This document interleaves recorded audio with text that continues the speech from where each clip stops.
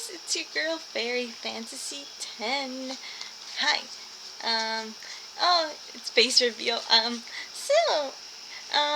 I decided to rebrand my channel completely. It's going to be a history channel mostly. I might make a second channel. It just really depends, where I just might talk about anime and video games. But my main channel is going to be a history channel, and I'm going to talk about anything that catches my attention. And so today I want to talk about Genghis Khan. Yeah, because dude was an interesting man. I'm say that, and I was not expecting some of the stuff that I'm going to talk about today. And also, please support me on Patreon and like and subscribe. It helps me out tremendously. So with that out of the way, let's get back to your video. So, who was Genghis Khan? Well, his real name was Temujin, and he was born in 1162 and he died in 1227 in a campaign against the Empire of Shisha. And so, Genghis Khan was a Mongolian leader that established the Mongol Empire when he unified all the nomadic tribes. So yeah, that's really cool. And so we don't know where he's actually buried, which I'm like, that is so crazy. To this day, we don't know where this man is buried.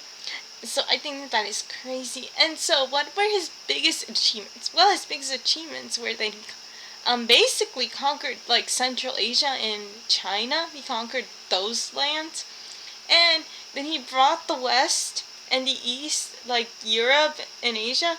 He brought them into contact, which I think is so cool, because without Genghis Khan, there wouldn't be so much, it would have taken a lot longer, I think, for the East and the West to, meet with each other. I think it's so cool how Genghis Khan did it. And so, yeah, and at the peak of the Mongol Empire, it was almost the size of Africa. So think about that. Think about how much, how crazy that is. That is insane. That's a big ass empire. I'm just gonna say it. And so anyways, so Temujin was born in 1162 between the border of modern Mongolia and Siberia, okay? So keep that in mind. And legend has it he was born holding a blood cloth in his right hand, and that was a sign that he was going to be a great conqueror.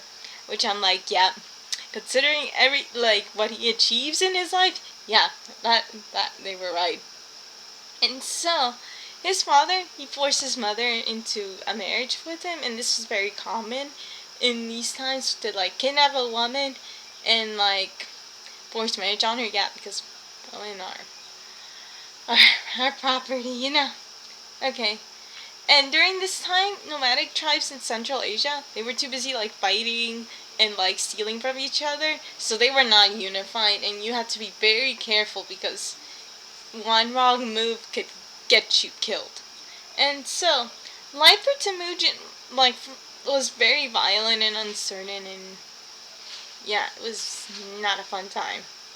And so, before he even turned 10, his father was poisoned by the Tartars, a rival tribe.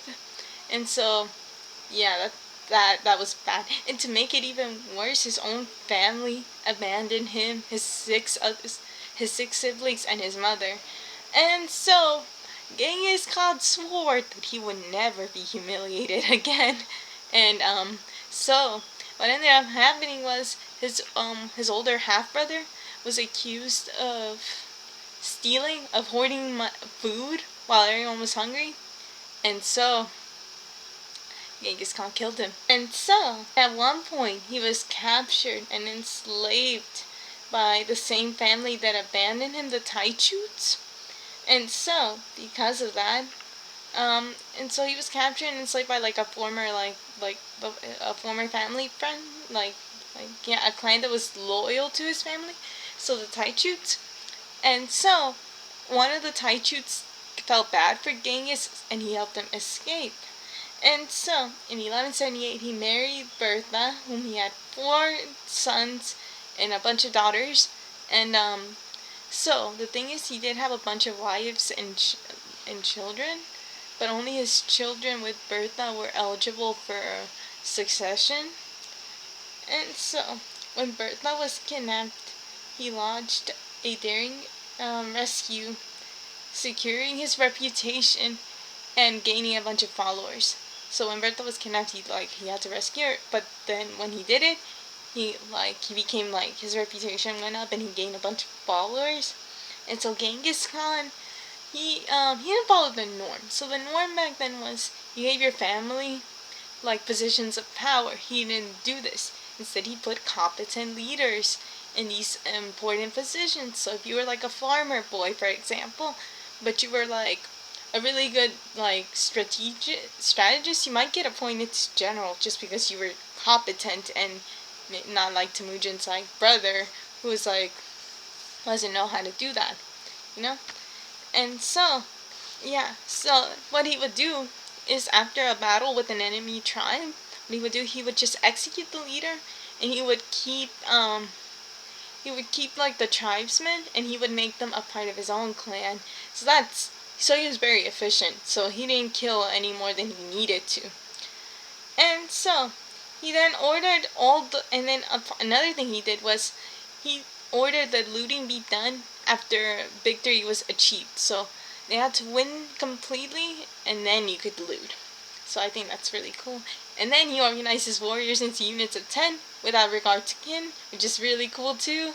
And even though Temujin was an animist, he allowed his followers to have freedom of religion before Europe even thought about doing that. So that's really cool. And then by the year 1205, he had vanquished all of his rivals, so the Tartars, the Taichuts, like anyone that ever wronged him and anyone that ever stopped him from unifying Mongolia, he eliminated those. And so, the following year, he called for a meeting with a representative from every part, part of the territory, and he established a nation similar in size to modern Mongolia, and he was proclaimed Genghis Khan, which translates to Genghis Khan, and the translation of that is universal ruler. So having unified the Mongolian tribes, Genghis Khan ruled about 1 million people, right? And in order to stop tribal warfare or like pointless like infighting, he established some very important rules. It was forbidden to sell and kidnap women and children. He banned the enslavement of any Mongol, and livestock theft was punishable with death. And this stopped the fighting and unified the Mongols. And so then Genghis Khan ordered the adoption of a writing system. He granted diplomatic immunity to foreign ambassadors, and he gave his people freedom of religion. And so Genghis Khan's first campaign took place against the kingdom of Xixia, northwest China. Sorry, and unlike most armies, Genghis Khan had a supply train of giant oxes that carried supplies, extra military equipment, shamans, and even government officials, and large reserves of horses. And so the army was made up almost entirely of cavalrymen who were expert riders and deadly with the bow and arrow. And what's crazy is they could ride their horses without a saddle, and they could do it with just their legs. So that way their hands were free, so they could shoot people with a bow. And I'm like, dude, that is crazy. That is just that is ridiculous. But I saw it on TikTok the other day. It was yeah, it's crazy. So at Yinchuan, I think Yinchuan. I'm so sorry.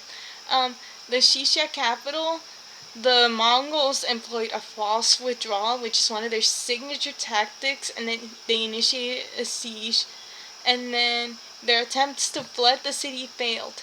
But the ruler of Xixia submitted, and he presented a tribute, right? And then the Mongols then attacked the Jin dynasty of northern China, whose ruler had made the mistake of demanding Genghis Khan's submission. He made that mistake. And so and from the years 1211 to 1214, the Mongols basically ravaged the countryside, sending peasants into the cities, like refugees like flooding into the cities. And because shortages were becoming a problem, the Jin army ended up killing a bunch of their own peasants. And so yeah, that was that was not that was bad. That was like terrible. And so in the year 1214, the Mongols besieged the capital of Zhongdu, now Beijing, and the Jin ruler then agreed to hand over large amounts of silver, gold, and horses. And then when the Jin ruler moved his court south to the city of Kaipan, um, Genghis Khan took this as a breach of agreement, and with the help of Jin deserters, sacked Zhongdu to the ground. And in 1219, Genghis Khan went to war with the Khwarazm Empire in present-day Turkmenistan, Uzbekistan, Afghanistan, and Iran. Because what happened was the Sultan there had agreed to a trade treaty, but when the first caravan arrived, its goods were stolen and the merchants were killed. So then Genghis Khan sent some ambassadors to complain, and they were killed. And so because of that, he had to go to war with them. And so he basically swept through Khwarazm city, and he would only spare carpenters and jewelers. Basically, anyone that had like value, he would spare them. And aristocrats and enemy soldiers were killed. And like people and if you weren't like useful, and if you weren't like somebody who was like that had to be killed, what he would do is he would spare you to use you as a human shield for his next campaign. So yeah, that's bug. That's dark. But anyways, when Genghis Khan returned in Mongolia in 1225, oh, and basically, yeah, he completely destroyed the Empire of Khwarazm and never recovered. So yeah, that's bad. So when Genghis Khan returned to Mongolia in 1225, he controlled like a huge territories from the Sea of Japan to the Caspian Sea. Nevertheless, he didn't rest for long before turning his attention back to the Empire of Shisha, because they had refused to contribute troops during his invasion of Khwarazm. And so in early 1227, a horse threw Genghis Khan to the ground, causing internal injuries. And so he still pressed on with the campaign against the kingdom of Shisha, but his health never recovered, and he died on August 18, 1227, just before the Shisha Empire were crushed. Kingdom were crushed. And so, yeah, Genghis Khan conquered so much land. Like, there has not been an empire that has been the size of the Mongol Empire. That's crazy to me. Like, damn. And so, some of his biggest achievements were that he he was right at the border of Europe, but yeah, that never went through. But like, he brought those civilizations. So yeah, the West and the East, like Europe and like Asia, they had contact, and like he achieved that, and that is so cool. And the fact that he was like a fairly progressive leader during this time is also really cool. And yeah, I think Genghis Khan, despite doing some effed up shit, I don't think he was as bad as like the Romans, in my opinion. So yeah, even though he did some really, really, really messed up things, he didn't do too much bad. And I think he did more good than bad. He wasn't a tyrant or anything. He did what he had to do. So, with that out of the way, please like, subscribe, and join me on Patreon because it helps me out tremendously. And the next video will be the American Civil Rights Movement. So, if that is all, bye bye. I love you, fairies.